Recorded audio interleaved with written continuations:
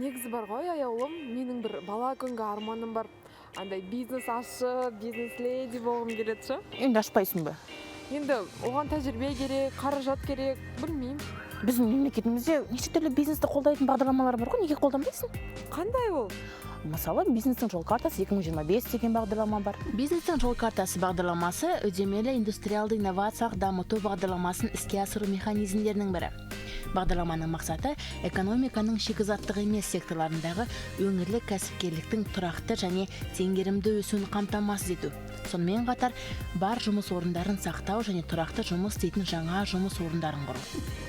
Бизнестің жол картасы бағдарламасы негізі екінші кезеңін қазір жүргізіп жатыр. Бірінші кезең 20 жылға дейін болатын. Жалпы бұл бағдарлама екінші кезеңі 2019 жылы 24 желтоқсаннан бастап үкімет қаулысымен жүзеге асырылып жатыр.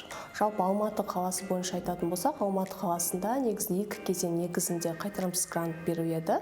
Қайтарымсыз грант негізінде бірінші кезең өзінде 100 миллион теңге, яғни 5 миллионнан беретін болсақ, бұл где-то бізде 200-ге жуық жеке кәсіпкерлер өзінің бизнесіне қаржы ала алады. Ал қарапайым заттар экономикасы бағдарламасы жұмыс істеп тұрған кәсіпорындардың қуатын жүктеуге, әлеуметтік маңызы бар азық-түлік тауарлары бойынша елдің қауіпсіздігін қамтамасыз етуге, сондай-ақ оларға халықтың қолжетімділігін арттыруға мүмкіндік береді. Қарапайым заттар экономикасы бағдарламасы шеңберінде кәсіпкерлерге 6% мөлшерлеме бойынша жеңілдікпен несие беру ұсынылады.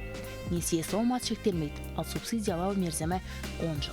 Қарапайым заттар экономикасы бұл тоже 2020 жылдан бастап жүзеге аса бастады. Жалпы алған кезде негізінде бұл жерде несие беру болып табады, және де бұл жерде үлкен сома негізінде көбіне отандық өнімдер егерде экспортқа шығаратын болса, және де азық-түлік дейді, өмірге қажетті экономикалық басым секторлар негізінде азық-түлік, сонымен қоса киім, тамақ деген сияқты. Осы негізінде береді. Жалпы алған кезде 600 миллиард осы уақытқа дейін берілген. Оның ішінде бөліп көрсететін болсақ, өндіріске 400 миллиард теңге бөлінген, ал негізі қайта өңдеу дейміз, яғни бір өнімді екінші рет қайта өңдеуге 100 миллиардқа жуық бөлінсе, жалпы азық-түлікке 100 миллиард теңге бөлінген осы уақытқа дейін. Жыл сайын елімізде шағын және орта бизнесті дамытуға арналған түрлі бағдарламалар іске асырылып келеді. Сондықтан мүмкіндіктен шет қалмай, кәсібіңізді бүгіннен бастаңыз.